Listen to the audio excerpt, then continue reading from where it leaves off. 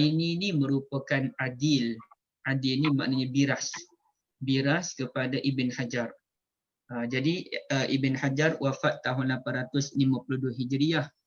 Al-Aini pula wafat dalam tahun 854 Hijriah kot. Walaupun mereka biras, mereka saling bertelagah dalam bidang ilmu. Ibn Hajar buat kitab kritik pandangan Al-Aini. Al-Aini dalam kitab Umdatul Qari kritik pandangan Ibn Hajar.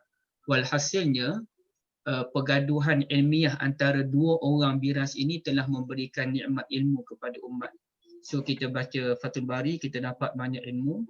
Kita baca Umdatul Qari pun kita mendapat banyak ilmu. Jadi ini pergaduhan ilmiah kalangan ulama ni tuan-tuan dan puan-puan sekalian, merupakan satu nikmat, bukan satu benda yang perlu kita jauhi, ya. Kita jangan jauhi perbalahan ulama dalam bidang ilmiah. Yang kita jauhi ialah akhlak. Kalau orang berilmu bergaduh sesama mereka dan mengeluarkan perkataan-perkataan yang tidak elok, menghina antara satu sama lain, itu na'udzubillah. Tapi kalau mereka bergaduh antara satu sama lain, walaupun kritikan itu pedas, walaupun kritikan itu tajam dan menusuk kalbu, namun dalam bidang ilmu itu ialah perkara yang biasa. Ya, biasalah kalau ulama bubuh habis-habisan ulama yang lain, ya. Siap kata pandangan ini pandangan yang batil, pandangan ini pandangan yang melampau, ini ialah bid'ah dan sebagainya, itu biasa. Yang penting mereka tidak menikam peribadi. Mereka hanya bahas dari sudut ilmiah. Walhasilnya kita serahkan kepada Allah apakah jawapan sebenar di sebalik perbezaan kalangan ulama tersebut, ya. Baik. Saya akan kongsikan dengan tuan-tuan dan puan-puan. Ini ialah doa istikharah yang bakal kita bahaskan. So saya pilih doa istikharah yang saya cek dalam internet yang ada sekali dengan terjemahan dia. Mudah sikitlah untuk kita belajar, kan. Tapi ini dia sekadar ambil doa, dia bukan ambil sekali dengan hadis. Saya bacakan hadis yang awal, kemudian kita sambung dengan doa ni, ya. Baik, hadis ini tuan-tuan dan puan-puan, ibu ayah yang saya kasihi, telah diriwayatkan oleh seorang sahabat Nabi namanya Jabir. Okey, cuba tuan-tuan dan puan-puan ingat. Dan kalau boleh, ada tak sesiapa, kalau 2-3 orang pun boleh, tolong tuliskan nama yang saya bacakan ini, tolong share di ruangan chat, ya. Mudah-mudahan dengan menulis itu dia dapat lekatlah dalam kepala kita, ya. Bagi sesiapa yang guna laptop, mudahlah, tapi kalau guna handset mungkin sukar, ya. Okey, ada 2 orang sahabat Nabi namanya Jabir. Mungkin ramai lagi nama Jabir, tapi yang masyhurnya ada 2 orang. Satu namanya Jabir bin Samurah. Ya, saya minta maaf saya tak dapat lihat ruangan chat bila saya share nota ni, saya tak dapat tengok, saya minta maaf, ya. Okey, satu namanya Jabir bin Samurah. Kalau Jabir bin Samurah kita baca radhiyallahu anhu, Allah redha kepadanya, yakni Allah redha kepada Jabir sebagai sahabat Nabi SAW. Okey, satu. Tapi Jabir yang kita nak bincangkan ini namanya ialah Jabir bin Abdillah, ya. Jadi Jabir bin Samurah, ya, ini Jabir bin Abdillah. Kalau ibu ayah baca Jabir bin Abdillah, maka bacaan belakang doa yang kita nak sebutkan itu ialah radhiyallahu anhuma. Bila sebut radhiyallahu anhuma, Allah redha kepada Jabir dan Allah redha kepada ayahnya Abdullah. Lantaran Jabir dan Abdullah itu kedua-duanya beriman kepada Nabi SAW, yang kedua-duanya mendapat pangkat sahabat Nabi, ya, pangkat sahabat Nabi.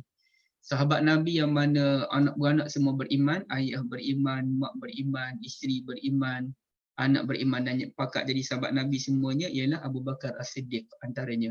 Yang lain mungkin ada, tapi yang masyhurnya Abu Bakar. Maknya Ummu Ruman beriman kepada Allah. Yang Ummu Ruman tu apa nama mak dia? Saya cek balik. Ayahnya Uthman, Abu Quhafah pun beriman kepada Allah dan lain-lain. Baik. Kata Jabir, kana Nabiyyu sallallahu alaihi wasallam yu'allimunal istikharah fil umuri kulliha kasurati minal Quran. Adalah Nabi SAW ataupun Nabi SAW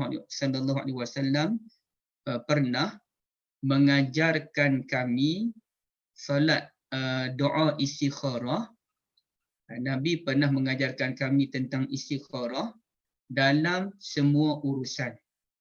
Okey, saya ulang balik. Ini saya baca pelan-pelan je ya.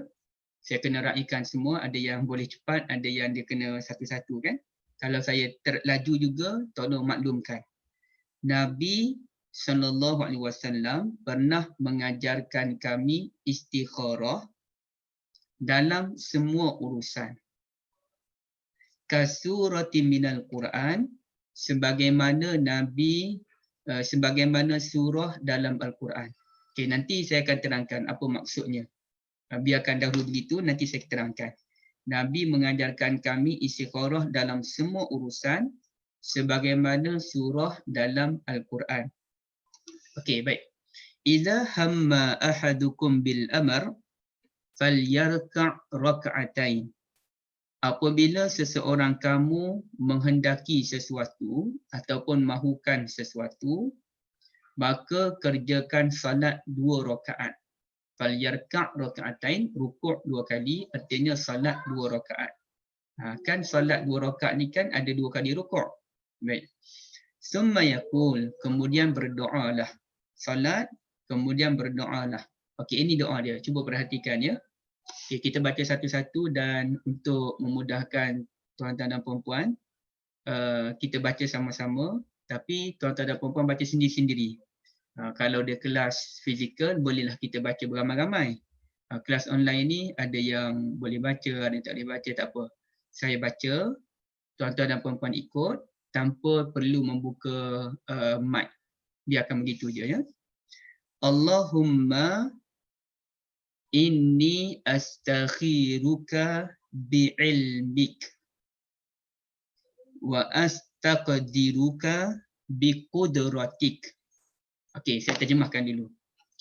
Allahumma inni astakhiruka bi'ilmik. Saya baca je, tuan-tuan dan puan-puan baca sekali Ya Allah, sesungguhnya aku memohon petunjukmu menurut pengetahuanmu. Wa astaqdiruka biqudratik, dan aku memohon ketetapanmu dengan kekuasaanmu. Baik, doa ni dia kena syarah, tapi kita baca dulu. Wa as'aluka min fadlikal azim, dan aku mohon daripada kelebihanmu yang maha agung. Dan aku memohon daripadamu saya tak berapa clear dengan terjemahan dia tu. Dan aku memohon kepadamu daripada kelebihanmu yang maha agung. Okey, betul. Fa innaka taqdir wa la aqdir. Kerana sesungguhnya engkaulah yang berkuasa dan aku tidak berkuasa. Wa ta'lamu wa la a'lam, dan engkaulah yang mengetahui sedangkan aku tidak mengetahui. Wa anta 'allamul ghuyub, dan engkaulah Tuhan yang maha mengetahui perkara-perkara yang ghaib. Allahumma in kunta ta'lam anna hadzal amra khairul li. Ya Allah, jika engkau mengetahui bahawa urusan ini baik untukku, baik daripada sudut mana? Fi dini, pada agamaku, wa ma'ashi, pada kehidupanku, wa aqibati amri, dan pada akibat urusanku, kesudahan urusanku. Ada riwayat lain menyatakan ajili amri wa akhirihi, sama ada urusan itu urusan sekarang ataupun urusan yang akan datang. Faqdur huli. Okey, tuan-tuan dan puan-puan, boleh dibaca antara dua baris, sama ada dal baris hadapan, faqdur huli, dan juga boleh dibaca dengan dal baris bawah, faqdir huli. Kedua-duanya tepat ya. Saya secara peribadi syorkan kita baca saja faqdur huli. Tapi boleh dibaca faqdir huli. Wa yassir huli summa barik li fihi. Kemudian berkatilah, maka tentukanlah ia untukku faqdirhu li, maka tentukanlah ia untukku, wa yassirhu li, dan mudahkanlah ia untukku, summa barik li fi, kemudian berkatilah untukku padanya. Ya. Oh, jap.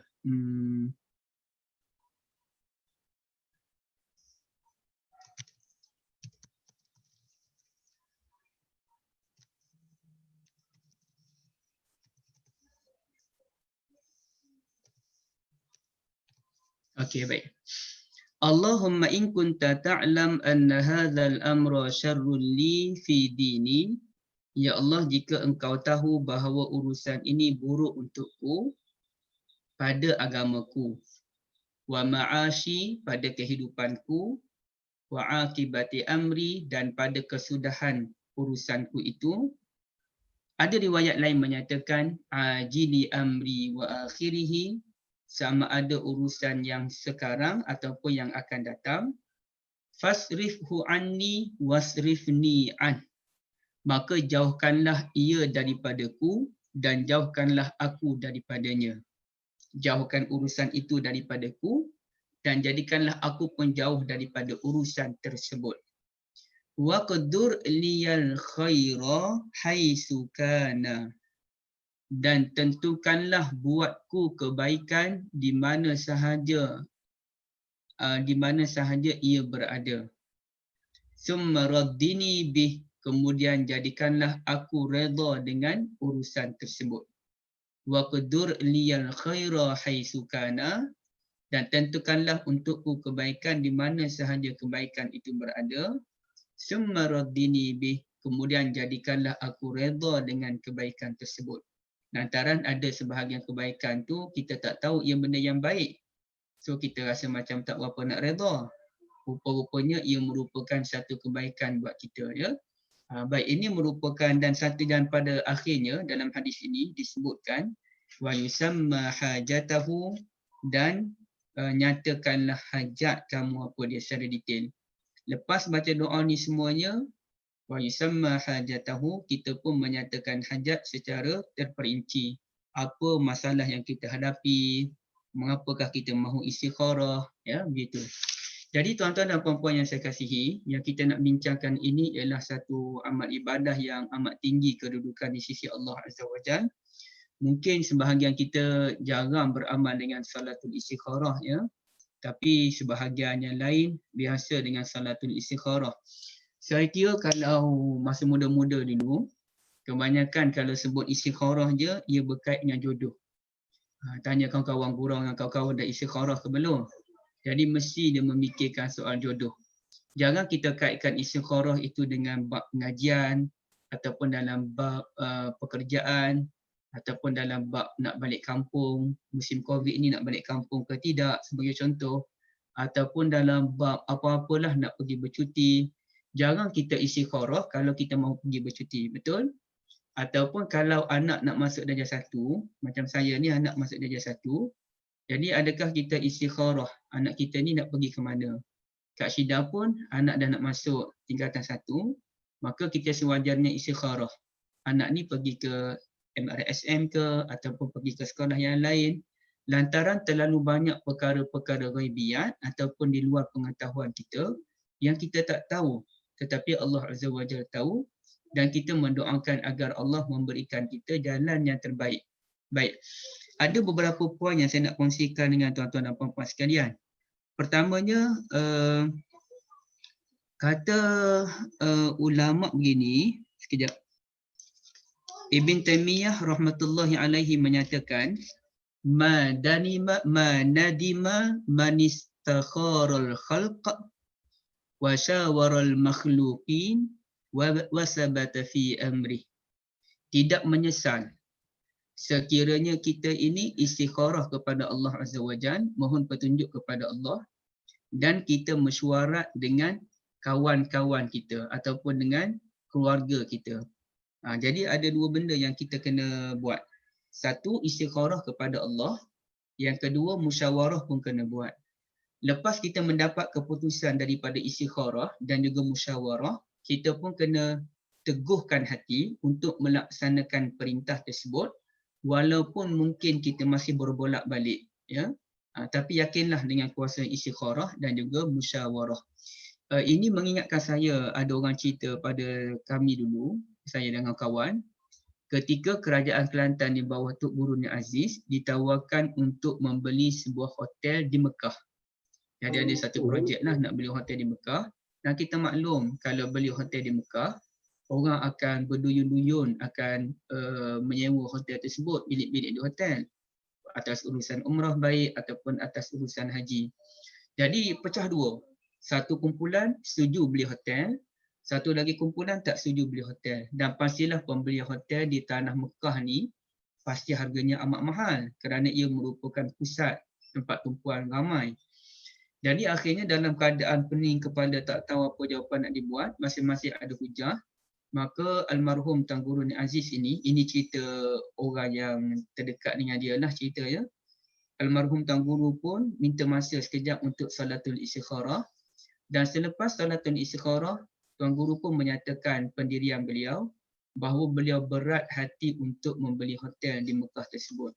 Apa yang berlaku tuan-tuan dan puan-puan sekalian, rupanya itu scammer ya. Dia nak jual hotel tu kerana nanti hotel tu akan dirobohkan. So ternyata tak lama kemudian hotel tu pun dirobohkan. Jadi itu pentingnya istikharah kerana kita tak tahu benda-benda ghaibian. Dari sudut fact and figure kita ada. Tapi dari sudut benda-benda yang tersembunyi kita tak tahu. Macam kita dalam bab memilih menantu lah. Dari sudut fizikalnya kita nampak cantik, perbualannya pun cantik, tersembar cantik semua. Tapi kita tak tahu ada tak benda-benda yang tersembunyi di sebalik kecantikan-kecantikan yang ada. So istikharah itu yang pentingnya. Baik. Kemudiannya ataupun kata Qatadah, dia sebut ma tashawara qaumun yabtaguna wajhallah illa hudu ila arsyadi amrihim. Tidak ada mana-mana orang yang mencari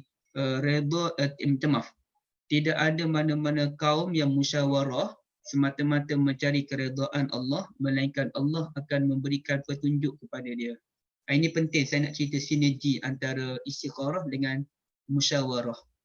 Jadi kalau kita mesyuarat kerana Allah semata-mata nak mencari kebenaran, bukan menegakkan kemenangan. Ya? Dalam mesyuarat ni, kita bukan nak menegakkan kemenangan, kita menegakkan kebenaran. Mungkin kita meninggikan suara, mungkin kita akan menguatkan hujah kita. Tapi kalau kita niat kerana kebenaran, orang takkan terasa hati dengan kita. Ya? Selagi mana kita menjaga kesantunan. Maka kalau kita musyawarah dengan baik, insya-Allah Allah akan memberikan petunjuk kepada kita. Baik, sikit lagi. Kata Al-Imam An-Nawawi rahmatullahi alaih, istikharah bersama dengan Allah, musyawarah dengan orang yang ada idea dan orang-orang yang saleh. Kerana apa? Kerana kita manusia ni orang yang mempunyai banyak kekurangan. Wal insan khuliqa dha'ifan. Manusia ini dicipta dengan serba-serbi kelemahan. Mungkin kawan ni pandai dalam bidang masakan, kawan ni pandai dalam bidang pengurusan, kawan ni pandai dalam bidang deal dengan orang lain, maka kepandaian kita tadi jadi macam puzzle. Kita kumpul kepandaian kita masing-masing, kita pemusyawarah. Dan kerana kita tak tahu perkara-perkara gaib, kita istikharah. Maka kata Imam Nawawi, kita kena istikharah dan kita kena musyawarah lantaran kita ada banyak kekurangan. Dan pada akhirnya, saya memetik pendapat daripada Ibn Qayyim Al-Jauziyah, dia sebut,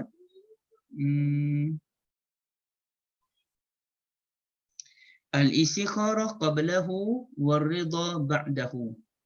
Kita istikharah sebelum kita melakukan sesuatu perkara, dan selepas istikharah war-ridha ba'dahu, kita kena redha dengan apa sahaja keputusan yang berlaku. Tak boleh dah lepas kita istikharah, lepas kita musyawarah, kita pun kata kita nak pilih A, keluarga kita lah, keluarga kita buat mesyuarat, kemudian kita buat istikharah, keluarga kita pun kata nak pilih A. Tapi dalam ramai-ramai majoriti pilih A, ada 2 orang je yang pilih B. Tengok-tengok hasil pilihan A tadi kurang memuaskan. Maka tak boleh B kata, itulah aku dah kata dah, sepatutnya kita pilih B bukan pilih A. Tengok apa yang berlaku. Tak boleh kata begitu tuan-tuan sekalian. Boleh jadi kalau pilih B lagi buruk lagi keadaannya. A tu buruk, ada keburukan dia tapi sedikit. Kalau pilih B, mungkin lagi buruk. So dalam kes ini, al-istikharah qablahu, kita istikharah je, kita tengok apa petunjuk yang Allah berikan kepada kita, sama ada ketenangan hati dan sebagainya, kemudiannya kita redha kepada Allah. Apa sahaja yang berlaku, itulah yang terbaik. Wa asa an takrahu syai'an wa huwa khairul lakum. Boleh jadi kita tak suka tentang sesuatu benda, rupa-rupanya benda tu baik untuk kita. Wa asa an takrahu syai'an wa huwa khairul lakum wa asa an tuhibbu syai'an wa huwa khairul lakum. Asa an takrahu syai'an wa huwa khairul lakum wa asa an tuhibbu syai'an wa huwa syarrul lakum. Boleh jadi ada benda yang kita tak suka padahal benda tu baik untuk kita, ya. So tak apa, kita istikharah. Jadi sekarang ni kita cuba melihat perbincangan tentang hadis itu secara lebih detail. Pertamanya yang kita ada keliru tadi, kata Jabir bin Abdullah radhiyallahu anhuma, Nabi SAW mengajarkan kami istikharah dalam segala urusan. Ya, dalam segala urusan, yakni dalam urusan yang memerlukan petunjuk. Kita keliru mana satu? Bukan dalam urusan, contohnya urusan apa dia, jom kita nak pergi solat ataupun tak nak pergi solat. Tak apa, dulu istikharah dululah. Nak pergi solat jemaah ke tak pergi solat jemaah, itu bukan istikharah. Okey. Ataupun dalam perkara yang pasti tidak ada istikharah. Kita hanya istikharah dalam perkara yang tidak pasti, dan perkara itu dia termasuk dalam hukum apa dia? Dalam hukum wajib, sunat ataupun dalam perkara yang mubah. Baik, apa maksud saya perkara yang wajib pun kita kena istikharah, ya? Contohnya dalam perkara yang wajib kita kena istikharah, solat Jumaat wajib untuk kita kerjakan. Namun memandangkan kes COVID yang semakin meningkat, terutamanya di Selangor yang makin dahsyat, ya, maka pihak pemegang agama ni pun, walaupun ialah soal setuju tak setuju tu cerita lain, itu bukan perbincangan saya. Saya pun setuju kalau solat Jumaat dibuka dengan kuartal lebih banyak di mana-mana surau tanpa mengira surau Jumaat ataupun tidak Jumaat. Saya setuju begitu. Tapi itu cerita lain. Itu cerita lain. Bukan kita nak bincang isu itu. Jadi walaupun solat Jumaat wajib, namun pemimpin-pemimpin yang menjaga urusan agama Islam ini, mereka musyawarah.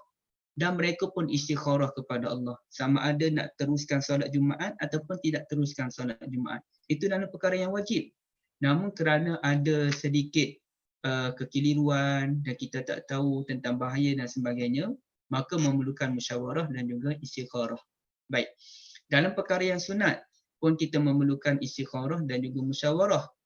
Dalam perkara sunat ini, contohnya menuntut ilmu. Menuntut ilmu ni ada kategori fardu kifayah, ada kategori sunat. Contohnya menuntut ilmu tentang perniagaan, dia tidaklah sampai wajib, ia sunat, ya. Okey, sekarang ni dia ada dua program. Kedua-duanya tentang menuntut ilmu perniagaan. Satu, ilmu perniagaan dalam bidang jualan Tupperware. Satu lagi kelas jualan perniagaan dalam bab saham. Kelas tu bertembung. Alamak, kelas bertembung pula. Saham pukul 2, kelas nak jual Tupperware pun pukul 2. Sedangkan kita ni saham pun kita main, Tupperware pun kita jual. Saya taklah, ya. Jadi kita pun keliru. Dalam keadaan keliru tu, so macam mana? Lepas salatul zuhur, maka dibenarkan untuk kita salatul istikharah, mohon petunjuk kepada Allah yang mana baik.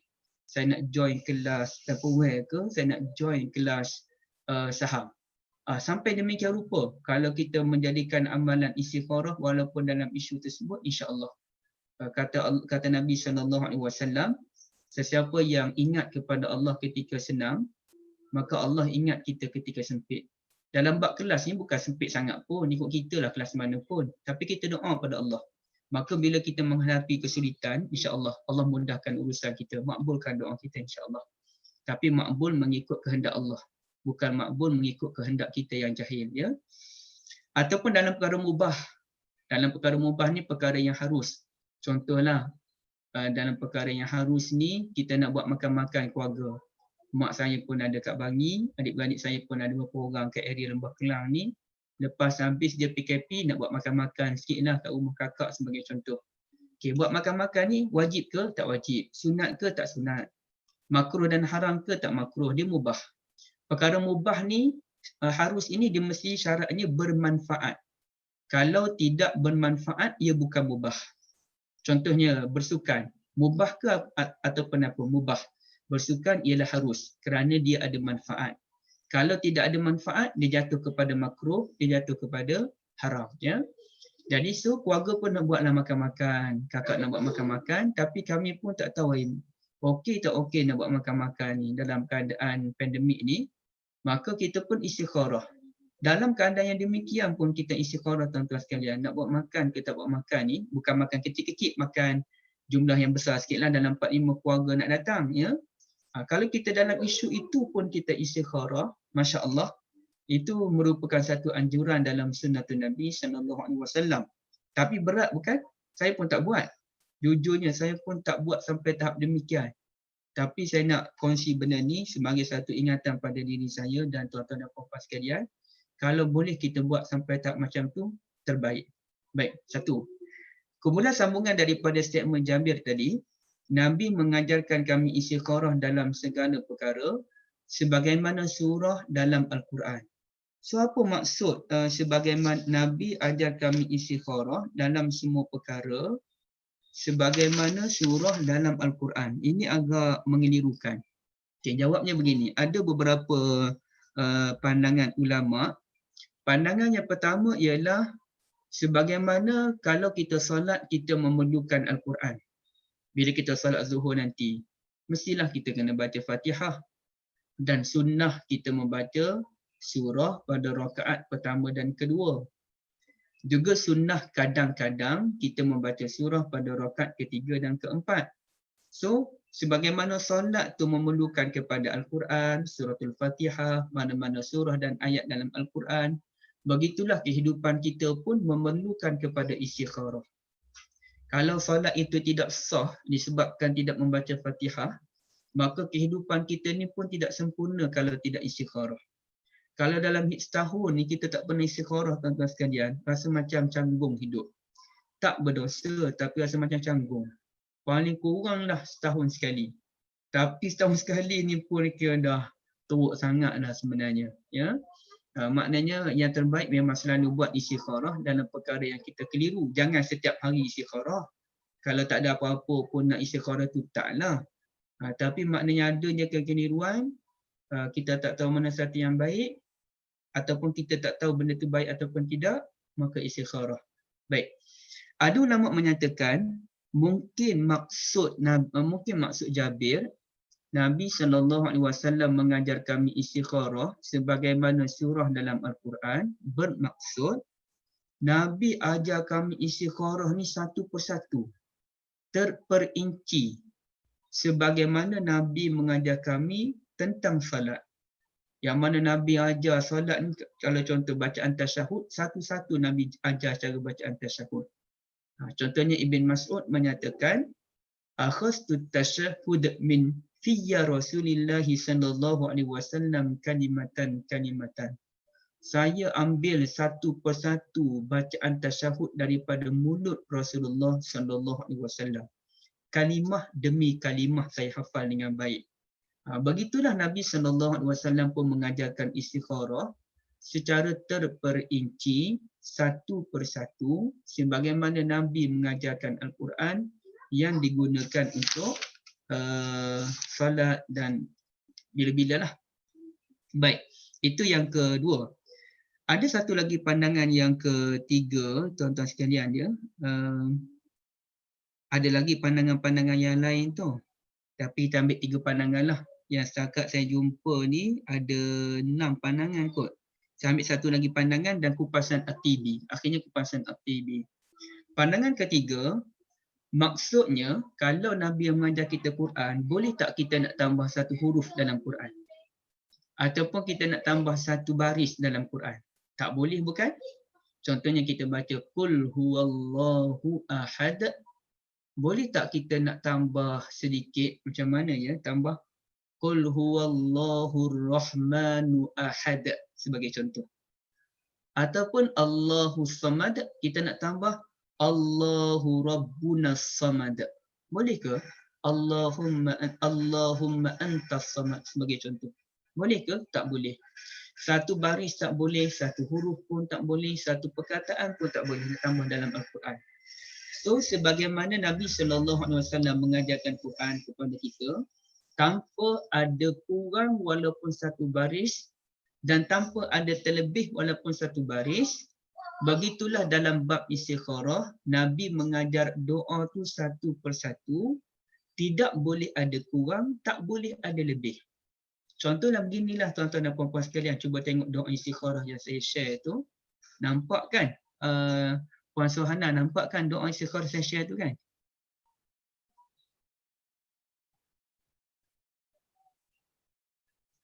Nampak ke puan? Oh, sebab puan unmute. Puan kena ni buka. Okey, Okay, nampak. nampak, terima kasih banyak. Saya nak kepastian je. Baik, contohnya kalau doa istikharah tu, Allahumma inni astakhiruka bi'ilmik. Jangan kita tambah, Allahumma inni astakhiruka bi'ilmikal ali. Aku mohon kepada engkau petunjuk menurut pengetahuan engkau yang tinggi. Bi'ilmikal ali sebagai contoh. Tak boleh. Ataupun wa astaqdiruka biqudratikal azim sebagai contoh. Tak boleh tambah. Ya, tak boleh. Jadi kena ambil satu-satu. Sebagaimana itulah bacaan istikharah yang diajarkan oleh Nabi SAW. Itulah yang perlu kita baca tanpa ada pertambahan dan pengurangan walaupun sedikit. Ya. Sebagai contoh, ada satu doa yang dijadikan hujah oleh ulama. Nabi ajar doa ni kepada Al-Bara' bin Azib radhiyallahu anhuma rasanya kalau tak silap. Antara petikan doa Nabi itu berbunyi wa bi nabiyyika alladhi arsalt. Nabi guna perkataan wa bi nabiyyika.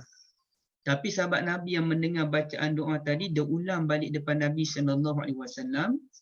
Doa yang awal-awal dia baca cantik tanpa ada kurang sikit pun, tak tambah sedikit pun.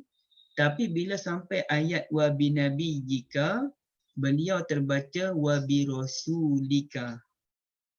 Jadi sebenarnya Nabi dan Rasul ni sama aja. Tapi beliau telah membaca wa bi rasulikan ladzi arsal, bukannya wa bi nabiyyika. Maka Nabi pun tegur wa nabiyyuka. Yang betulnya Nabi kamu kena baca wa bi nabiyyika bukannya wa bi rasulika. Sampai demikian tuan-tuan sekalian. Walaupun ia doa bukannya dalam Al-Quran, tak boleh kita nak tukuk tambah sesuka hati kita. Kecuali dah habis semua doa tu, baru kita nak tambah doa yang lain, tu tak apa. Ataupun sebelum baca doa ni, kita baca dulu doa-doa yang lain mukadimah, tu tak ada masalah. Tapi dalam membaca doa ni, tak boleh nak tambah dan kurang. Ya, baik. Jadi akhirnya At-Tibi pun menyatakan, statement daripada Jabir, Nabi SAW mengajarkan kami istikharah sebagaimana surah dalam Al-Quran menunjukkan bahawa Nabi begitu mengambil berat tentang doa istikharah ini. Nabi terlalu mengambil berat tentang solat istikharah ini sehingga kan doa dan solat istikharah ini dikaitkan dengan Al-Quran, benda yang wajib, benda kalam wahyu daripada Allah Azza wa Jalla. Jadi bagaimana beratnya Nabi ambil perhatian terhadap Al-Quran, begitulah Nabi mengambil berat terhadap salatul istikharah. Dia kalau dalam program ni, kalau kelas fizikal boleh kita bagi seorang satu kertas dan kita buat pilihan. Berapa kali saya solat istikharah dalam tahun ini? A, sekali. B, 5 dan ke bawah. 2 hingga ke 5 kali. C, 6 dan ke atas. Jadi kita nak tengok apa jawapan kebanyakan orang.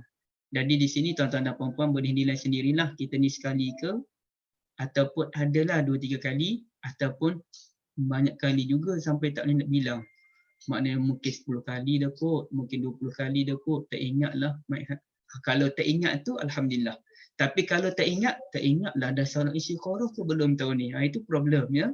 Jadi kita cuba tanam tekad mulai lepas kelas ni ada je apa-apa pilihan istikharah. Tapi janganlah over sampaikan nak order makanan, nak order Grab food ke Food Panda. Itu tak payahlah, tekanlah mana-mana yang ada, ya. Itu terlalu renyah, nanti hidup kita jadi terlalu syadid, keras. Tapi dalam perkara yang memerlukan pilihan, ya, kita doakan kepada Allah Azza wa Jalla, ya. Macam saya pun kalau nak balik kampung cuti dulu-dulu lah, sekarang tak balik kampung dekat lebih setahun dah tak balik kampung. Saya akan istikharah dulu pada Allah. Bukan istikharah nak balik kampung ke tak. Sebab nak tak nak kena balik kampung. Sebab itu tempat mak kita kena jumpa mak, ahli keluarga. Tapi saya nak istikharah, bilakah waktu terbaik untuk balik kampung? Sesuai ke nak balik kampung pada masa ni ataupun pada masa yang lain. Dan kalaulah ada perasaan yang kurang senang, kita tangguhkan. Tapi kalau perasaan tu lapang, kita teruskan. Setakat ni alhamdulillah lapang. Kita pun baca doa bismillahirrahmanirrahim la yadurru ma'asmihi syai'un fil ardi wala fis sama' wa huwas samiul alim. Lepas baca doa 3 kali tu pun kita rasa tenang je, tak ada apa-apa tanda daripada Allah Azza wa Jalla, kita pun teruskan. Bukan kita kata kita ni jenis makbul doa Allah terus bagi petanda, tak.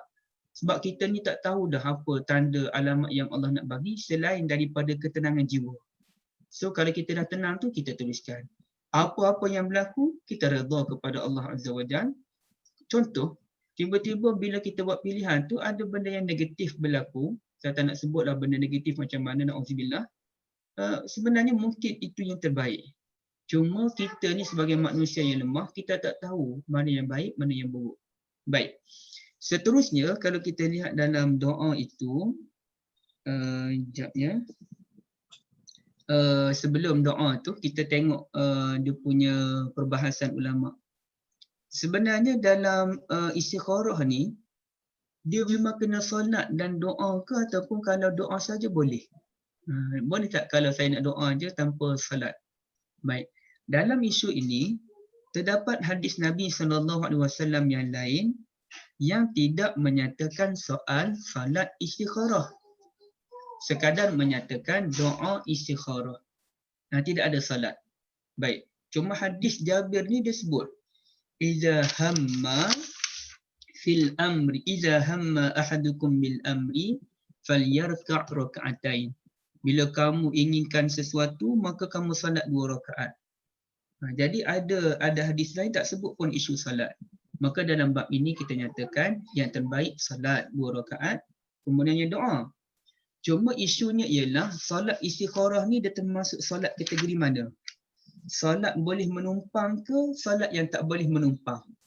Okey, apa maksud salat boleh menumpang dengan salat tak boleh menumpang ni tuan-tuan sekalian? Dia ada kategori salat yang boleh menumpang yang paling masyhur. Yang paling masyhur salat yang boleh menumpang ialah salat tahiyatul masjid dan salatul wuduk. Salat tahiyatul masjid, salatul wuduk.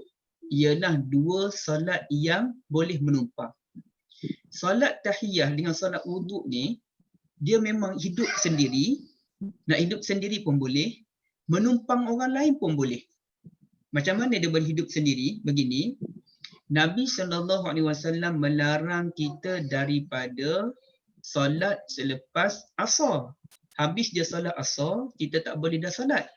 Selagi mana kita tak solat asar, tak apalah. Tapi habis dia kita solat asar, kita tidak dibenarkan solat. Ya, ada orang tanya saya, solat hajat tu boleh tak dibuat pada bila-bila masa? Kerana ada orang mengajar solat hajat boleh buat bila-bila masa. Jawapan saya ialah tidak ada seorang pun ulama yang membenarkan solat hajat pada bila-bila masa. Tak ada. Ya. Baik. Jadi sekarang ni selepas kita menunaikan salatul asar pada pukul 5 petang, duduk sekejap dalam pukul 5.45 tu, sebagai contoh saya lah, pengurusi surau tempat saya panggil, Zul boleh tak datang ke surau jap? Kita ada nak sembang-sembang sikit. Okey, saya pun pergilah ke surau dengan tujuan nak jumpa dengan pengurusi surau dan saya masuk ke surau tu dalam pukul 5.45 petang. Saya dah salatul asar, ya. Kat rumah, saya salat kat rumah musim PKP lah, tapi Tuan Haji tadi nak jumpa kat surau nak sembang. Maka bila saya masuk pada pukul 5.45 petang, saya dibenarkan untuk salat tahiyatul masjid.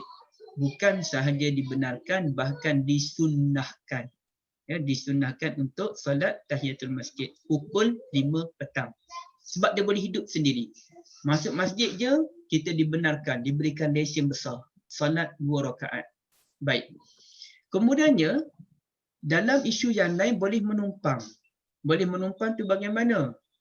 Okey, boleh menumpang tu saya pun pergilah ke masjid untuk menunaikan salatul zuhur di waktu yang dibenarkan untuk salatul jemaah. Lalu bila saya sampai solat zuhur je, orang dah azan zuhur. Bila dah azan zuhur, maka kita disunahkan untuk solat qabliyah zuhur, paling kurang 2 rakaat, cantiknya 4 rakaat.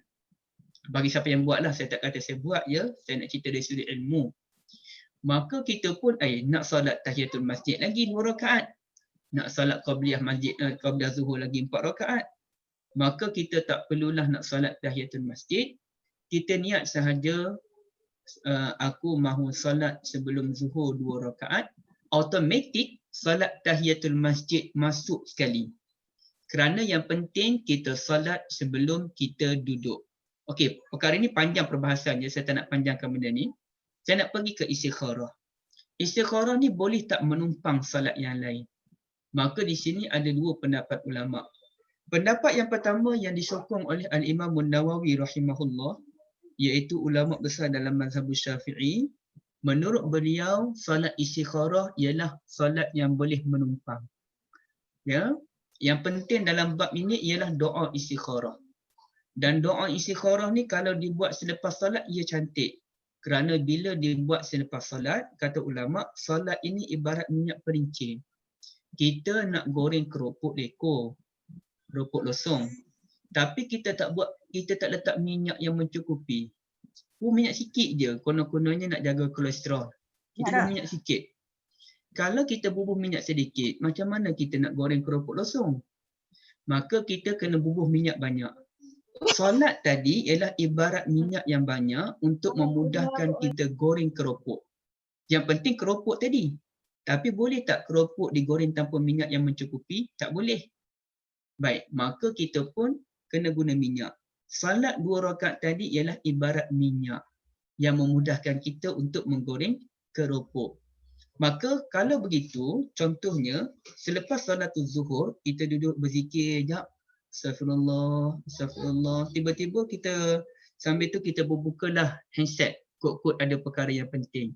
Yalah, sebaik-baiknya jangan buka handset terus. Tapi kita pun dah ready dah, kod-kod ada benda penting. Kita buka handset, rupa-rupanya kita ni mendapat tawaran kerja.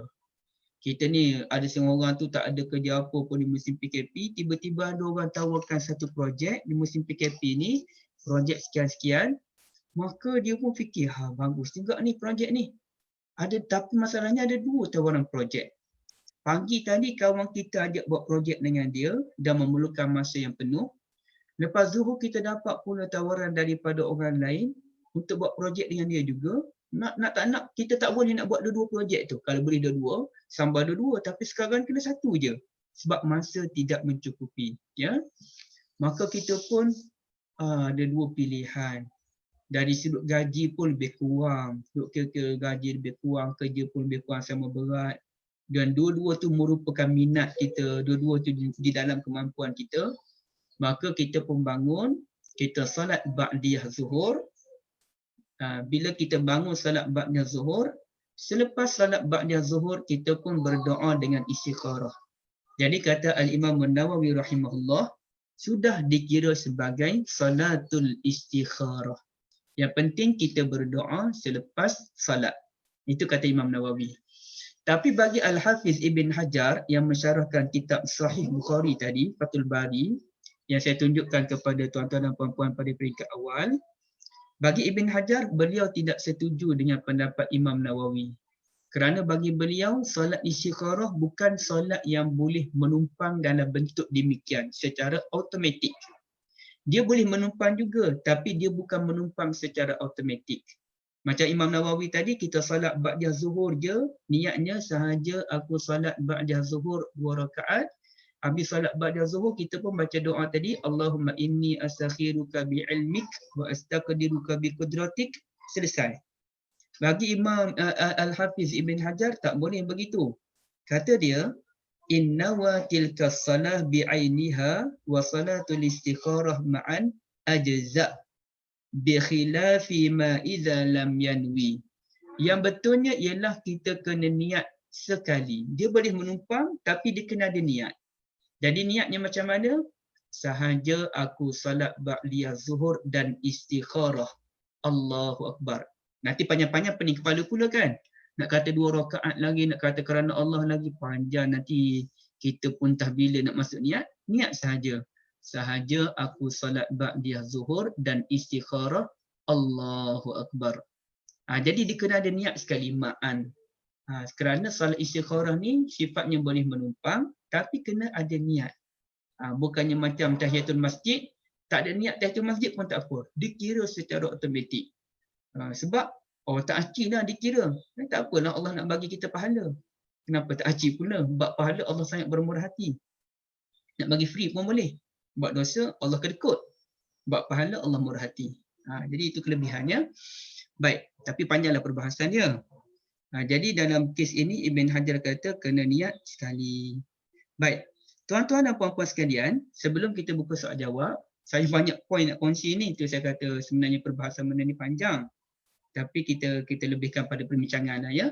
Satu lagi, boleh tak kalau kita nak salat istikharah, atau dua poin lagi. Satu, boleh tak kita nak salat istikharah 4 rakaat direct? Kan kita bincang kalau kita sembang tentang salat istikharah, boleh je kalau kita nak salat, kalau kita bincang salat sunat, kan boleh salat sunat 4 rakaat direct. Kalau kita salat sunat 4 rakaat direct, macam mana dengan tahiyat awal, macam mana bacaan surah rakaat ketiga keempat, itu perbincangan lain. Itu kita kena buat daurah khas, daurah tentang salatus sunnah. Kita bincang sampai lumat 3-4 jam. Siapa yang ada kemampuan lah. Baik. Tapi dalam bab istikharah ni boleh tak kita nak buat 4 rakaat direct? Dalam kes ini, bagi Al-Imam Nawawi rahmatullahi alaih, beliau menyatakan sawa'un iktasara ala rak'ataini aw aksar ajza'. Sama je, sama ada dia nak salat 2 rakaat ataupun 4 rakaat 1 salam, dibolehkan. Imam Nawawi sebut. Nak salat 4 rakaat direct pun boleh. Paling kurang 2 rakaat. 1 rakaat tak boleh kerana 1 rakaat hanya khas namanya witir. Istikharah tak boleh menumpang salatul witir. Dia special. Ya. Baik.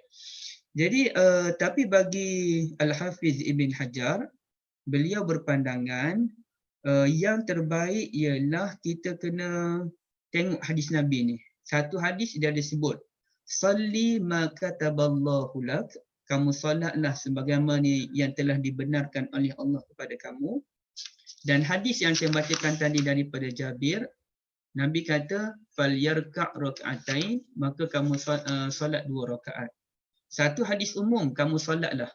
Hadis yang kedua menyatakan solat 2 rakaat. Maka kata Ibn Hajar, yang terbaik ialah kita solat 2 rakaat, 2 rakaat. Kalau kita nak tambah, bagi dulu salam. Solat dulu 2 rakaat, bagi salam, kemudian tambah lagi 2 rakaat, baru bagi salam ya. Sekejap.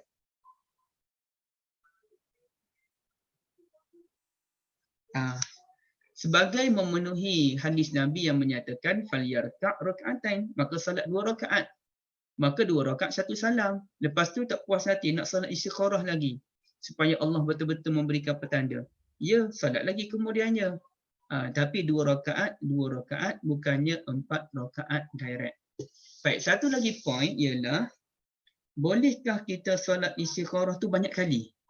Saya ingat kalau nak kahwin tu orang perempuan, kawan-kawan saya dululah bila ada orang lelaki berkenan nak jadikan dia sebagai isteri. Yalah, saya pun lelaki juga, saya berkenan nak jadikan kawan saya sekarang ni sebagai isteri. Okey, baik, kita pun istikharah. Saya pun bagi tahu mak saya minta istikharah. Dia pun istikharah. Saya duk dengar kawan-kawan saya perempuan ni istikharahnya lama.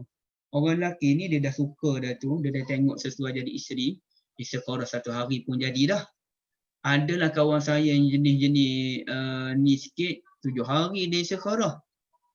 Jadi ada orang perempuan ni kadang-kadang 40 hari istikharah. Kak Syida macam mana dulu nak dapat Dr. Rahman? 1 hari ke 40 hari juga?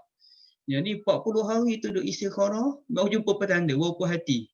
Sepanjang istikharah tu macam-macam emosi bercampur bau.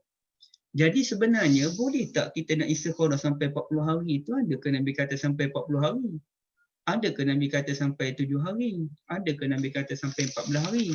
Yang kita jumpanya Nabi kata falyarka' raka'ataini, maka kamu solat selama sebanyak 2 rakaat. Itu sahaja yang dinyatakan oleh Nabi SAW, tanpa dinyatakan 40 hari, 15 hari, 17 hari dan sebagainya.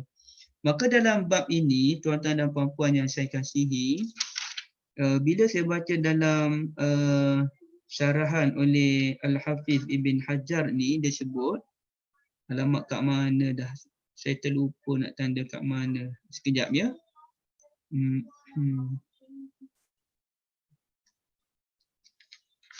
Tak jumpa dah kat mana dah tadi. Tapi poin dia ialah dibenarkan kita untuk istikharah beberapa kali ataupun beberapa hari. Tak ada masalah pun. Contohnya malam ni kita istikharah, kita tak puas hati. Kita pun bangun lagi istikharah pada esok ataupun pada tengah hari esok. Okey, boleh. Tak jumpa lagi, tak puas lagi. Maka kita solat lagi istikharah pada masa yang lain. Sampailah 7 hari baru kita jumpa jawapan yang memuaskan. Dibolehkan, ya. Tapi janganlah terlalu lama. Apapun dia melihat kepada keputusan kita tu nak segera ke nak lambat. Kalau keputusan tu nak esok, maka hari ni je lah yang boleh kita istikharah. Tapi kita ada peluang yang banyak. Nak istikharah 2 rakaat ke, kita nak istikharah sampai 4 rakaat ke, kita nak istikharah sampai 10 rakaat. Kita terpulang. Tapi dalam hari ni lah, sebab esok dah nak bagi jawapan.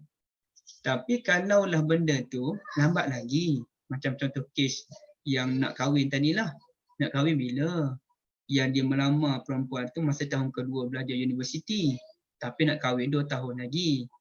So bolehlah dia buat pilihan nak 40 hari pun boleh. Tak ada larangan pun dalam agama. Dia nak puas hati sungguh. Dia nak doa sungguh-sungguh pada Allah dan minta bagi saya masa dalam 2 bulan, 3 bulan. Saya nak musyawarah, saya nak istikharah. Maka sepanjang itulah dia pun istikharah, dia pun ambil maklumat pasal orang lelaki itu, dia bagi pada keluarga dia, musyawarah, duduk bincang, mohon pada Allah Azza wa Jal, akhirnya hati tenang. Keluarga pun dah jumpa dengan si lelaki tadi, puas hati. Tanya orang lain pun puas hati, risik-risik pun puas hati, maka boleh. Maka dalam kes ini kalau lama pun tak apa. Tapi kalau keputusan tu nak segera, maka kena tengoklah berapa hari yang dibolehkan untuk kita istikharah. So banyak lagi benda yang kita nak bincangkan. Izinkan saya untuk tutup dulu pasal bahagian yang saya share ni, bagi memudahkan saya lihat persoalan di ruangan chatnya. Okay. Kak Syida. Dulu Kak Syida istikharah berapa puluh hari? Seminggu sekali. Seminggu sekali? Tak, untuk Dr. Rahman dulu. Oh, Dr. Rahman. Ke pakat berkenan terus? Tak apa dah Ustaz, tak nak cakap lah. Okey, rahsia. Cumanya kan Ustaz, persoalan dia kan, kita lakukan istikharah tu, tetapi keputusan dah dibuat kan. Tapi kita tak hasil mesyuarah jugalah, tapi kita tak setuju dengan mesyuarah tu. Kita buat juga istikharah tu sebab kita mengharapkan putusan yang dibuat tu dapat menggembirakan kita, dapat melapangkan hati kita lah. Macam tu okey ke Ustaz? Dia macam ni Kak, sebenarnya dia gerak serentak. Kita musyawarah dan kita istikharah tu serentak sekali. Tak perlu kita beza-bezakan. Bukannya habis musyawarah kita pun istikharah sekadar untuk menenangkan hati. Tak boleh. Tak boleh. Sebab Allah tu yang nombor satu. Tapi kita dalam keadaan Allah nombor satu, Allah Nabi juga mengajar kita musyawarah. Jadi kita tak boleh begini. Okay, satu, kita tak boleh kata saya dah istikharah, saya dah dapat jawapan, saya tak nak istikharah, saya tak nak musyawarah. Orang nak mesyuarat, dia tak nak mesyuarat dah sebab dia istikharah. Tak boleh. Sebab salat istikharah ialah sunnah, musyawarah pun sunnah. Salat istikharah secara umumnya ada dalam Al-Quran, dalam bentuk yang umum. Wasta'inu bis sabri was salah, mohon pertolongan dengan sabar dan salat. Musyawarah pun ada dalam Quran. dalam bentuk yang umum, wasyawirhum fil amr, kena mesyuarat. Tapi secara khususnya memang ada istikharah dalam hadis Nabi dan ada musyawarah. Jadi dia serentak. Tak boleh kita kata saya dah istikharah, saya tak perlukan musyawarah. Tak perlulah mak ayah nak istikharah tentang tempat kerja saya dah musyawarah, saya dah istikharah dah. Mak tak perlulah nak mesyuarat apa. Tak boleh begitu. Dan tak boleh juga kita menyatakan kami dah mesyuarat tentang benda ni, tak perlu dah istikharah. Tak boleh juga, dia kena serentak. Jadi contohnya, kalau kita katakan praktikal, contohnya kita nak buat satu majlis kenduri lah. Kita macam Kak Syida hari tu kan dapat menantu kan. Bulan berapa Kak Syida? Tahun lepas? Minggu, yang mana itu? Yang nikah yang kahwin doktor doktor menantu. Bulan 8. Kahwin? Bulan 8. Contohnya keluarga Kak Syida kata kita nak buat mesyuarat ni pasal Alung kan kahwin kan? Ya. Okey, pasal Alung nak kahwin ni kita nak buat mesyuarat malam esok. Okey, malam ni lah kita nak buat mesyuarat. Dr. Rahman kata nak buat mesyuarat malam ni. Ini saya minta maaf, saya buat contoh Kak Syida ya. Minta maaf. Okey, nak buat mesyuarat malam ni tu, tengah hari tu kita istikharah. Kita istikharah dulu tengah hari tu, dalam mesyuarat tu bolehlah kita nyatakan hasil istikharah saya rasa begini. Tapi apa pun kita mesyuarat. Kerana istikharah kita mungkin berbeza. Rupa-rupanya istikharah suami kita begini, istikharah isteri kita pula begini, istikharah anak kita pula begini. So kita pun cuba tengok kod-kod sebenarnya, walaupun nampak gaya berbeza jawapan yang macam diterima, alamat diterima tu berbeza-beza, kod-kod boleh digabungkan. Itulah yang perlu kepada musyawarah. Kak, bagi saya masa untuk ambil air masak sekejap Silakan Ustaz, silakan. Jika ada persoalan untuk ditanyakan pada Ustaz, sahabat-sahabat silakan ya. Apa sahaja persoalan kita berkenaan dengan solat, berkenaan dengan solat duha ke, bolehkah dia tumpang solat tahiyatul masjid, solat istikharah, bolehkah kita ditumpangkan kepada solat duha. Kita kan semua nak cepat je tu iman je kan. Jika persoalan silakan ya, di ruangan chat ke ataupun buka mic ke.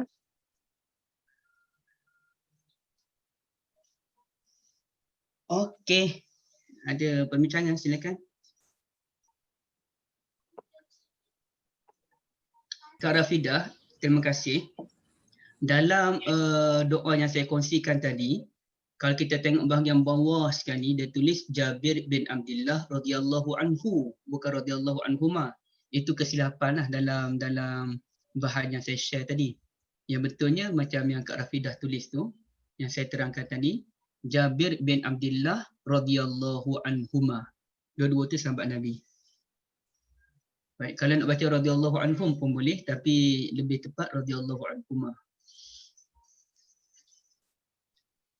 Baik, silakan kalau ada sebarang perbincangan ataupun soalan boleh di ruangan chat ya.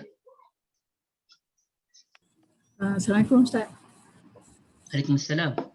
Ustaz, kalau yang istikharah ni, kalau misalnya kata dalam keadaan kita mungkin tak sempat nak solat ke, maknanya kita nak kena buat decision kan, boleh ke kita membaca doa tu saja? Saya dengar macam Prof Narita suara betul ke? Ya. Okey. Terima kasih banyak Prof ya. Jazakumullah khairah. Jujurnya saya tak cek lagi apa pandangan ulama kalau berlaku benda tu. Tapi kalau kita lihat dalam bentuk yang umum, dibolehkan sebenarnya. Kalau kita nak cepat. Contohnya Prof ada mesyuarat pada pukul 3. Tapi tak sempatlah nak solat sebab kerja banyak. Maka boleh tak kita baca doa je? Setahu saya lah Prof, nanti saya boleh buat bacaan balik, dibenarkan untuk doa istikharah tanpa salat. Allah Alam. Sambil tu Prof ya, jazakumullah khairah, saya cuba cari bahan, kok saya jumpa. Okey, ada soalan lain?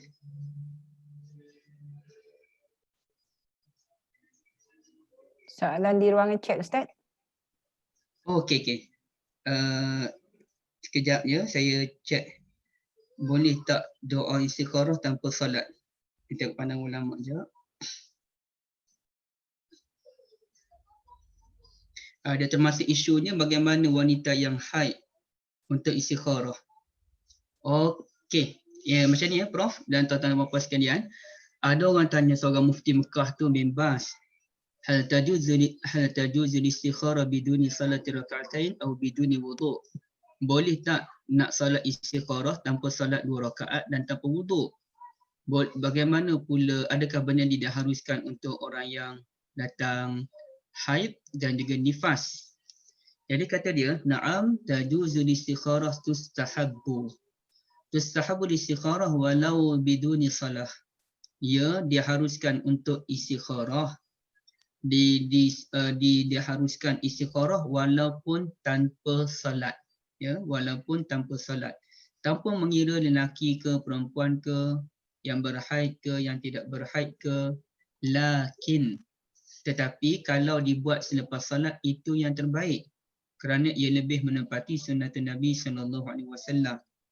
Kemudiannya di bawah tu dia sebut, tetapi jika orang yang haid ataupun orang yang macam Prof disebut, au kanal amru musta'jilan, ataupun urusan itu segera, nak mesyuarat ada jap lagi.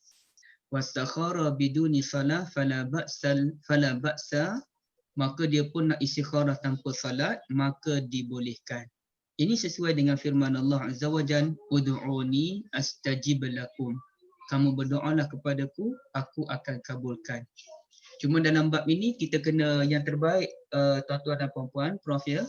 Kita ambil doa yang diajarkan oleh Nabi tanpa kurang, tanpa lebih, walau satu huruf. Jadi untuk peringkat permulaan ini kita mungkin tak hafal. Ambil yang tadi. Tuan-tuan type je doa istikharah dalam Google. Kemudian cari Google Image, ambil doa yang saya share tadi. Itu yang terbaik lah. Ataupun saya ambil dia punya link dia, saya letak di ruangan chat ya. Sebab doa ni setakat saya tengok dengan hadis, sebiji sama. Kadang-kadang kita ambil di Google ni takut-takut tak sama doa tu kan. Okey, ni Abang Samudra. Jazakumullah khairah. Abang pun ada sekali. Abang Samudra ni dari Indonesia, orang Indonesia tapi duduk Malaysia. Jika hati sudah condong, mantap, yakin salah satu pilihan hal, apakah masih perlu melakukan salat istikharah? Kerana yang saya faham, salah satu jawapan dari salat istikharah adalah ketenangan, keyakinan hati dari satu pilihan hal yang dibimbang tersebut. Ya bang, begini. Yang terbaiknya walaupun kita sudah yakin dengan sesuatu perkara, kita istikharah juga. Kalau masih ada masa, ya. Kalau benda tu memang dah confirm baik, tak apalah. Kalau benda tu confirm baik. Tapi kalau benda tu kita tak tahu baik ke tak baik, kita rasa okey. Bagi kita lah okey. Contohlah, kita nak pergi bercuti lah. Rasa okey dah kalau kita pergi bercuti di area Gopeng kat Perak tu. Dah ada satu tempat peranginan yang cantik. Memang cantiklah tempat tu, tak ada masalah, bukan tempat maksiat apa, hati kita yakin. Tapi benda tu, adakah keyakinan kita itu 100%? Ataupun ia hanya ketenangan dalam hati berdasarkan fact and figure semata-mata? So dalam isu ini, sebaik-baiknya salatul istikharah. Dan Abang Samudra, lepas salat istikharah tu kita pun rasa ketenangan. Lepas kita rasa ketenangan, insya-Allah itu tanda dia. Sebagai contoh, masa tu adik saya yang lelaki ni, yang kedua bongsu, dia nak datang Kuala Lumpur kerana dia ada kerja, masa tu dia LI di area Shah Alam. Bukan dekat-dekat area Shah Alam lah. So saya ni pula tak peduli tentang rumah sewa dia. Itu kesilapan saya lah, saya agak leka. Akhirnya dia pun datang ke sini, dia dari Kelantan datang sini. Kakak dia pun bawa lah kita tengok rumah sewa satu tempat. Dan kakak dia pun bagi tahu saya, esok saya kena pergi jumpa dengan tuan sewa rumah tu untuk bincang. Jadi esoknya saya pun dengan adik saya tu pun ready nak pergi ke rumah tu. Kelebihan rumah tu betul-betul sebelah dengan komuter. Jalan kaki sikit komuter dah. Dan rumah tu ialah rumah flat, kena duduk ramai-ramai dengan orang, bilik kecil-kecil lah setiap orang tu. Sebelum saya bergerak pergi jumpa tuan rumah tu, dengan minta maaf saya share ini pengalaman peribadi, tapi pengalaman ini saya rasa sangat seronok. Saya istikharah dulu. Dan dalam istikharah tu, lepas salat istikharah, saya doa pada Allah. Lepas doa istikharah, saya doa, Ya Allah, kalau rumah tu elok untuk adik aku, kau berikanlah ketenangan pada hatiku dan mudahkanlah urusan. Tetapi kalau rumah itu tak elok untuk adikku, untuk agamanya, untuk kehidupannya, untuk kesudahan hidup, kesudahan apa-apa dia ni, maka engkau berikan aku petanda dari sudut hati dan sulitkanlah urusannya. Saya pun pergi dengan adik. Saya pun naik ke atas, saya pun tengok rumah, alamak rumah ni saya tak puas hati. Dari sudut kecilnya ramai orang duduk. Kemudiannya dia kata, tuan ada seorang, memanglah ada satu kosong bilik tu, tapi yang kosong bilik tu tak keluar lagi. Mungkin sehari 2 hari lagi lah. Kalau nak masuk juga kena duduk di bilik kecil tu. Bilik tu sangat kecil. Bilik store je. Kalau nak masuk dulu di bilik store tu, barulah nanti masuk bilik yang disediakan. Saya pun call lah tuan rumah tu, tuan yang sewa rumah tu. Yang pergi rumah tu saya sembang dengan orang-orang penyewa je, ramai-ramai. Saya call tuan rumah tu, dia kata, cik kena tunggu dulu lah sebab tadi dah ada orang yang datang nak sewa rumah, sewa bilik. Sewa rumah. Dah ada orang datang nak sewa rumah. Sewa bilik lah kan, sewa bilik dalam rumah tu kan. Saya pun jadi tension lah. Tadi suruh aku datang, cek tengok rumah. Lepas tu bila aku dah datang, dia suruh tunggu dulu sebab dah ada orang lain datang. Jadi saya pun mula fed up dengan dia, saya rasa marah. Saya pun turun bawah balik, dia rumah tingkat berapa, saya turun balik. Saya pun fikir balik, kenapa aku nak marah? Sedangkan saya dah doa pada Allah, kalau rumah tu tak elok, maka tunjukkanlah dan sulitkanlah. Jadi sekarang ni Allah telah sulitkan saya. Allah dah campak perasaan tak puas hati, Allah sulitkan adik saya untuk dapat rumah tersebut, itu petanda daripada Allah. Saya pun realize balik, tak pasal-pasal saya nak marah pada tuan rumah tu, sedangkan itu doa kita kepada Allah Azza wa Jalla. Saya pun tenang, saya pun rasa relax, tenang. Tiba-tiba je saya terfikirkan seorang kawan saya yang ada rumah teres 2 tingkat, duduk kawan-kawan lama, junior setahun saya je. Dia ada sewa rumah dekat rumah lama saya dulu, kami menyewa masa belajar dulu. Saya pun call dia, ada lagi tak bilik kosong? Dia kata ada, baru je ada orang keluar semalam.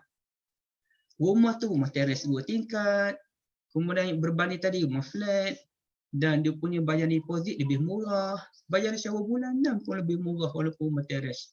Alhamdulillah, adik saya pun masuk rumah tu terus, duduklah dalam setahun ke 2 tahun sebelum berpindah ke rumah yang baru pula. Jadi itu kelebihan istikharah, ketenangan. Antara tandanya ialah ketenangan hati itu bang, betul. Baik, Prof Narita, wa antum fajazakumullah khairah. Apa beza antara solat hajat dengan solat istikharah? Jazakumullah khairah pada akhi Nik Muhammad Syakir, orang yang sentiasa bersyukur ya. Syakir ni artinya orang yang sentiasa bersyukur. Memang akhi Nik Syakir ke ataupun orang lain yang menggunakan nama Nik Syakir ya, tak apalah. Apa beza antara solat hajat dengan solat istikharah? Satunya tuan-tuan dan puan-puan sekalian, kalau solat hajat tu tidak ada nama solat hajat. Secara spesifiknya tidak ada solat yang namanya solatul hajah. Tetapi Allah Ta'ala menyatakan, Ya ayyuhalladzina amanu sta'inu bis-sabri was-salah, innallaha ma'as-sabirin. Wahai orang beriman, mohonlah pertolongan kepada Allah dengan sabar dan salat. Sesungguhnya Allah bersama dengan orang yang sabar. Artinya apabila kita ada hajat, kita boleh doa pada Allah Azza wa Jalla. Berdoa dalam salat jauh lebih baik daripada berdoa di luar salat. Itu clear. Doa Nabi Zakaria alaihi salam untuk mendapat anak diterima oleh Allah dalam keadaan baginda salat. Itu disebutkan oleh Allah, fanadathul malaikatu wa huwa qa'imun yusalli. Malaikat memanggil Nabi Zakaria ketika baginda berdiri salat. Artinya doa diterima ketika salat. Jadi salat, berdoa dalam salat lebih baik daripada berdoa di luar salat. Tapi berdoa di luar salat pun satu galakan. Dua-dua kena buat. Cuma dalam salat lebih utama ceritanya. Jadi bila kita ada hajat, kita pun salat. Sama ada salat itu kita niatkan sahaja aku salat hajat ataupun sahaja aku salat 2 rakaat, secara automatik dikira sebagai solat kita ingin menyatakan permohonan kita kepada Allah Azza wa Jalla. Ya. Apa beza dia? Kalau solat hajat ni kita mohon agar hajat kita dimakbulkan oleh Allah. Contoh ya, saya kira ramai kalangan kita ni nak pergi sangat ke Mekah, sama ada umrah ataupun haji. Kita pun doa pada Allah, salat hajat supaya Allah mudahkan kita urusan untuk pergi mengerjakan umrah ataupun haji. Baik, kena istikharah ke nak pergi umrah dan haji ni? Tak perlu istikharah. Salat hajat aja supaya Allah mudahkan kita untuk pergi umrah dan juga haji. Baik, istikharah ni apabila berlaku kekeliruan, mana satu yang kita nak ambil? Elok ke tak elok? Itu yang baru namanya salatul istikharah. Anak saya dia ajar satu ni. Ada dua pilihan sekolah. Satu, sekolah berdekatan dengan rumah. Kalau jalan kaki lebih kurang dalam tak sampai 10 minit. Kalau naik kereta, seminit 2 minit pun dah sampai. Satu lagi, sekolah jauh daripada rumah. Saya duduk kira-kira dalam 25 minit ke setengah jam. Balik dengan jam lagi. Jadi saya kena istikharah. Bila saya istikharah, jawapannya ialah jawapan sekolah yang jauh. 20 ke 30 minit. Kali ikut hati, best lah sekolah yang dekat. Tak payah saya pening kepala. Saya boleh bergerak. Dia habis sekolah pukul 4 petang sebagai contoh. 3.55 saya bergerak. Tapi kalau sekolah yang baru dia habis pukul 4.30 petang, pukul 4 saya dah kena gerak dah. Atau sebelum pukul 4 saya dah kena gerak dah. Maka saya istikharah pada Allah. Hasil istikharah, bincang dengan isteri, kami puas hati dengan pilihan untuk sekolah yang jauh sebagai contoh. Kerana kita ada kekeliruan, mana satu yang kita nak antara dua benda tu. Ataupun satu benda je, cuma kita keliru. Nak ke tak nak? Nak ke tak nak? Ya, sebagai contoh lah. Nak ke tak nak ni ada orang tawar kita untuk terbitkan, sebagai contoh kalau saya ni penulis buku, dia pun tawarkan saya untuk terbitkan sebuah buku dengan dia. Dah ada tajuk apa-apa sekian-sekian. Maka saya pun tak tahu tawaran dia ni bagus ke tak bagus untuk saya. Untuk agama saya, untuk kehidupan saya, bagus ke tak bagus. Maka saya istikharah dulu, bagus ataupun tidak bagus. Maka kerana saya keliru, tawaran itu okey ke tak okey. Saya mohon petunjuk daripada Allah. Itu bezanya akhi ni Syakir ya. Syafiqah Razak.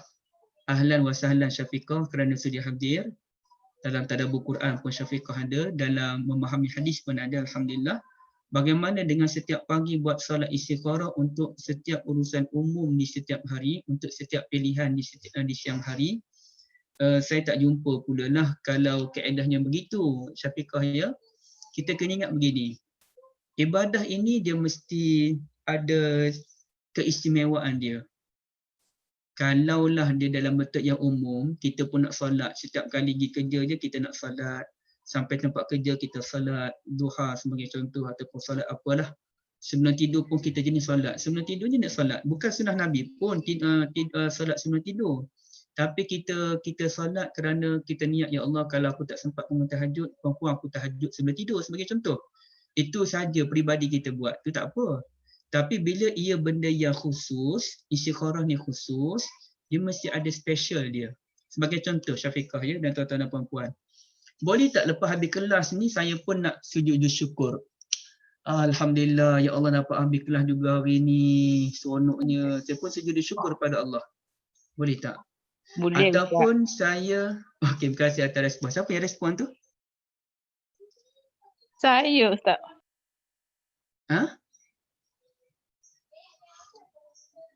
Okey, terima kasih. Ataupun habis 30 juzuk. Kita nak baca hampir 30 juzuk Quran. Kita memang setiap bulan 30 juzuk. Contohlah bagi orang setiap bulan ya.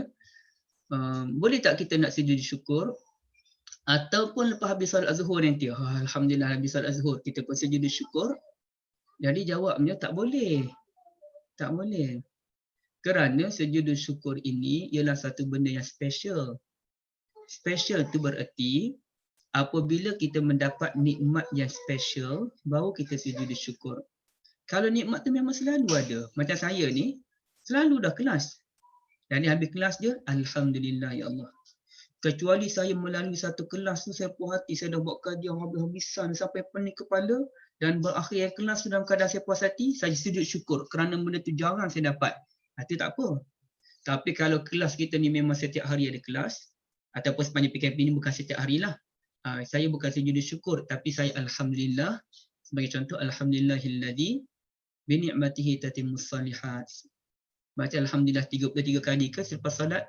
Subhanallah, alhamdulillah, Allahu akbar. Begitu. Tapi kalau kita dapat satu nikmat yang luar biasa, Kak Syida sebagai contoh, dapat makluman insya-Allah ya, ataupun kalau selalu ada tu saya minta maaf kat Syedaya, saya tak tahu. Dapat maklumat nak dapat cucu dah. Alhamdulillah, suka sangat. Tak ada siapa pun, setakat saya jumpa orang ni semua kata sayang cucu lebih sayang pada anak. Saya tak tahulah. Tapi dengan cerita orang macam tu lah. Kita pun sujud syukur pada Allah kerana sujud dapat cucu ni bukan satu hari dapat cucu. Setahun sekali, setahun 2 kali, anak yang berbeza. Ya? Ataupun ada juga setahun 3 kali sebab 3 anak tu dapat cucu serentak, 3-3. Okey, baik. Dalam tahun yang sama, minta maaf. So, tapi benda tu jarang berlaku. Jadi kita sujud syukur dapat cucu.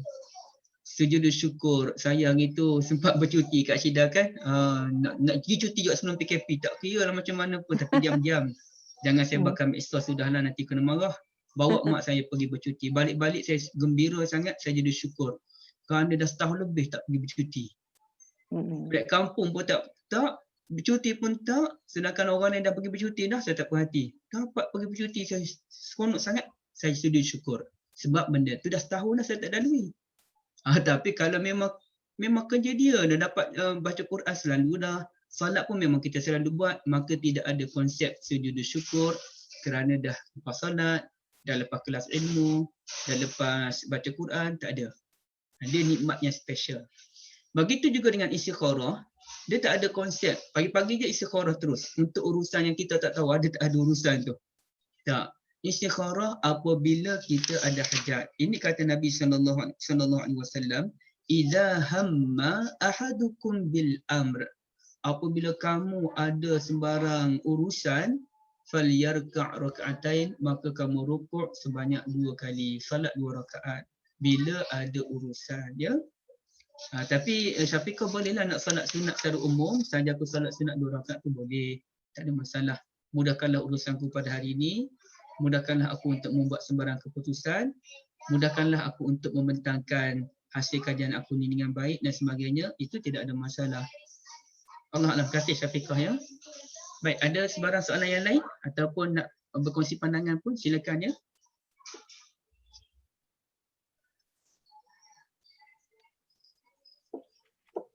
Ada ke soalan?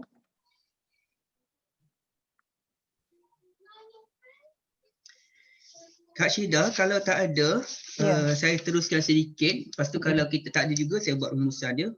Apa pun Kak Syida, tuan-tuan dan puan-puan, banyak lagi tetap bincang. Ya. Iaitu kita tak bincang pun lagi tentang isi kandungan doa tu. Ya, betul. Dan kita tak bincang lagi pun ada isu kekeliruan dalam doa tu. Kita panggil ad-du'aul muskil. Doa yang muskil. Tak apalah, yang tu biarkanlah. Satu lagi yang boleh kita bincangkan, walaupun banyak sangat poin yang dibahaskan oleh ulama, iaitu istikharah ni. Doa istikharah tu bila sebenarnya? Dalam solat ke di luar solat? Tu dah nak bincang. Bolehkah kita nak doa lepas solat? Saya pun nak baca pandangan daripada Ibn Hajar tadi, pakar dalam bidang hadis ni. Kemudiannya saya pun tengok lagi fatwa-fatwa ataupun pendapat ulama yang lain. Jadi jawapannya, ulama menyatakan kalau berdasarkan hadis Nabi SAW, doa tu ialah ba'da salah, selepas salat. Kerana Nabi kata, Jabir cerita tadi, "Idza hamma ahadukum bil amr falyarka' rak'atain." Bila kamu berhajatkan sesuatu perkara, maka kamu salat 2 rakaat. Summa yaqul. Summa tu artinya kemudian. Bukan Nabi kata wa, kerana Nabi kata wa yaqul, lainlah sekali. Boleh kita katakan sekali. Tapi bila Nabi kata summa, kemudian, artinya benda tu berlaku lepas tu. Artinya salat dulu 2 rakaat, habis salat kita pun baca zikir asas dalam salat, ada 2. Satunya istighfar 3 kali, paling kurang astagfirullah, astagfirullah, astagfirullah. Ya, bukannya setengah orang dia baca begini sebab istighfar 3 kali, astagfirullah, astagfirullah, astagfirullah. Bukan begitu. Elok-elok, pelan-pelan. Astagfirullah, tenang, astagfirullah. Sebab kita mohon ampun, kita bukan membaca istighfar. Kita memohon keampunan. Kalau sekadar baca astagfirullah, astagfirullah, astagfirullah pun boleh. Tapi kita memohon keampunan, kena minta pelan-pelan, kena minta dengan penuh tawaduk, merendah diri. rasa bersalah dengan Allah. Lepas tu kita baca zikir asas yang kedua. Sama ada solat fardu dan juga solatul sunnah. Allahumma antas salam. Ya Allah, engkaulah Tuhan yang maha sejahtera. Wa minkas salam. Daripada engkau kesejahteraan. Tabarakta ya zal jalali wal ikram. Maha barakah engkau, wahai Tuhan yang mempunyai al-jalal, ketinggian dan al-ikram. InsyaAllah tuan-tuan dan puan-puan, nanti saya bercadang untuk buat satu daurah bacaan-bacaan dalam salat. Bacaan doa iftitah berapa banyak kita nak gali habis-habis. Bacaan dalam rukuk berapa banyak kita nak gali semuanya. Bacaan dalam sujud berapa banyak, semua kita nak gali. Tak nak tinggal satu pun kita tak nak tinggal. Kita nak baca satu-satu, peserta dalam daurah pun baca satu-satu, tahu makna satu-satu, tahu syarahan ulama satu-satu. Supaya kita boleh amalkan sebanyak mungkin doa Nabi SAW dalam salat. Baik, habis je Allahumma antas salam tu kita pun baca doa. Kita mula dulu dengan pujian kepada Allah. Kita mulakan selawat kita pada Nabi SAW. Kerana memuji Allah berarti kita merendahkan diri di hadapan Allah. Dan dengan selawat kepada Nabi berarti kita berterima kasih pada Nabi kerana ajarkan kita salatul istikharah. Baik. Maka kita pun berdoa kepada Allah Azza wa Jalla. Allahumma in kunta ta'lam anna hadzal amr Allahumma inni astakhiruka bi'ilmik sampailah ayat summa raddini bik. Baik, satu. Tetapi bagi Ibn Hajar rahmatullahi alaih, beliau berpandangan bahawa boleh berdoa dalam solat. Bagi dia tak ada masalah. Dia sebut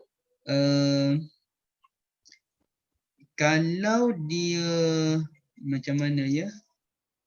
Wal muradu bi salatil istikharah an yaqa'ad du'a aqibaha aw fiha. Maksud salat istikharah ini ialah kita berdoa selepas salat ataupun dalam salat. Dua-dua dibolehkan. Berdoa selepas salat pun boleh, berdoa dalam salat pun boleh. Lalu saya pun membaca statement daripada Syekhul Islam Ibn Taymiyah.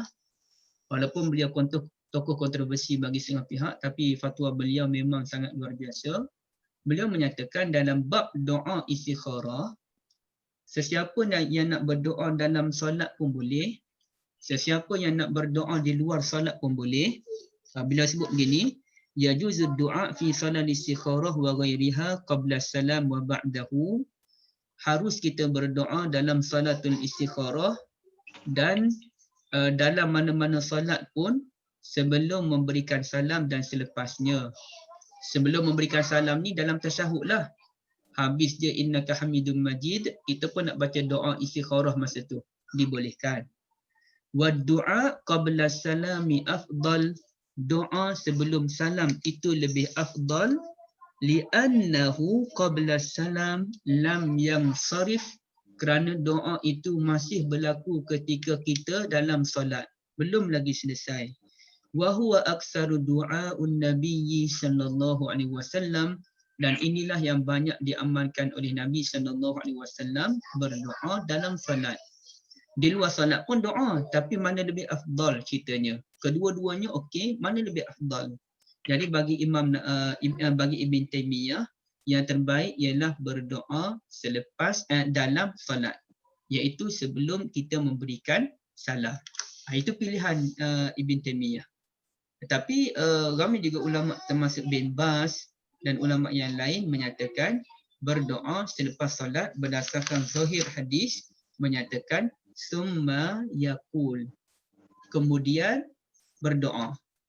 Artinya solat dulu, habis solat baru berdoa. Tapi bagi Ibn Hajar, dia tak faham gitu. Ibn Hajar kata, bila kita ada hajat, maka satu solat, dua doa. Artinya serentak. Bukannya maka solat dulu, kemudian baru berdoa. Tak. Maka noktah bertindih, solat dan doa. Maka doa itu boleh berlaku dalam salat. Jadi terpulanglah pada tuan-tuan dan puan-puan sekalian. Kalau nak baca dua-dua pun boleh.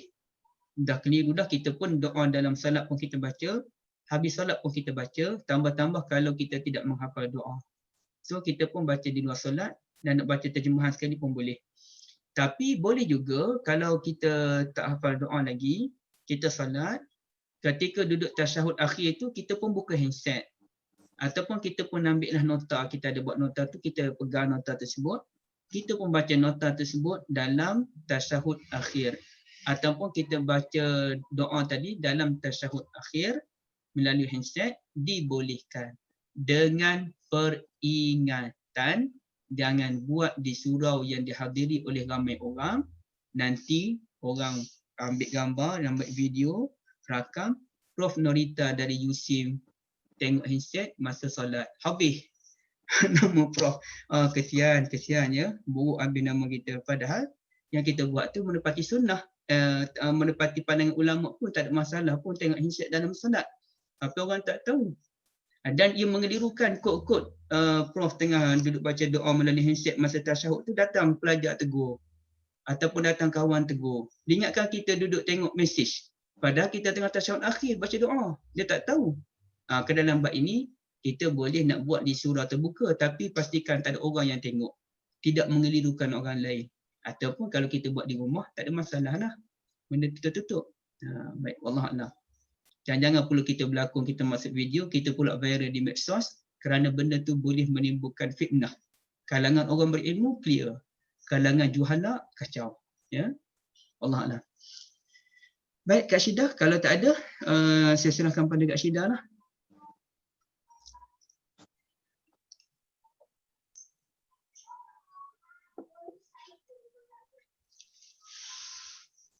Hello Kak Syidah. Ke Kak Syidah punya line dah problem ya. Okey, tuan-tuan dan puan-puan, memang tak ada soalan ya. Laptop Kak Syida tak berfungsi, line tak baik, suka pakai handphone sekarang ni. Okey. Tak ada masalah ke Ustaz? Tak ada rumusan ke? Okey, kalau tak ada, tak apalah, kita boleh berhenti di sini Kak. Berhenti sini saja? Bahasnya panjang tapi tak naklah sampai lama-lama sangat tengah hari kan. Siapa ada orang nak dengar saya sembang boleh je. Kalau kita sambung lagi Ustaz untuk siri kedua, boleh ke next week? Okey, kita tengok keadaan dia. Kalau di peringkat peserta rasa nak kena sambung lagi, boleh respon di WhatsApp group. InsyaAllah kita boleh sambung. So kita tutup majlis kita hari ni lah ya. Baik, Kak. Terima kasih banyak pada semua. Barakallahu fikum. Actually boleh banyak lagi banyak soalan tanya Ustaz. Silakan boleh sambung. InsyaAllah kita jumpa lagi semua sahabat-sahabatnya. Terima kasih Ustaz. Assalamualaikum. Lain tak buat ku sangat Ustaz, tak buat ya. Assalamualaikum. Telefon.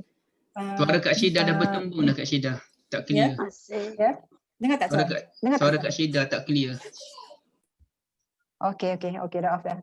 Okey. Ustaz, kalau ada soalan nanti saya masuk dalam WhatsApp group boleh tak? Boleh. Kita bincangkan ya. Okey. Okey, terima kasih Terima banyak kasih, pada semua. Ustaz. Terima kasih Syidah. Assalamualaikum. Waalaikumsalam warahmatullahi. Saya pun Kak Syidah. Siapa yang soalan boleh tahu kat WhatsApp group lah. Okey, Assalamualaikum. Sama-sama Ustaz, jumpa lagi dekat group Ustaz soalan. Okey. Terima kasih. Sama insya-Allah. Terima kasih semua. InsyaAllah jumpa lagi. Esok jangan lupa ya kuliah Ustaz Yusof Tadabbur surah Ar-Rahman. InsyaAllah. InsyaAllah. Assalamualaikum Syidah. Assalamualaikum warahmatullahi wabarakatuh. Terima kasih. Assalamualaikum. Salam Kak So, sihat? Alhamdulillah. Alhamdulillah dapat jumpa juga di alam maya walaupun kita di rumah. So, insyaAllah jumpa lagi besok insyaAllah ya. Okay, Assalamualaikum. Salam. Jumpa lagi sama-sama Puan Rafidah. Jom kita solat dulu kita makan. Saya endkan sesi pagi ni petang hari ni dengan lafaz Assalamualaikum warahmatullahi wabarakatuh. Subhanakallahumma bihamdika asyhadu an la ilaha illa anta astaghfiruka wa atubu ilaik.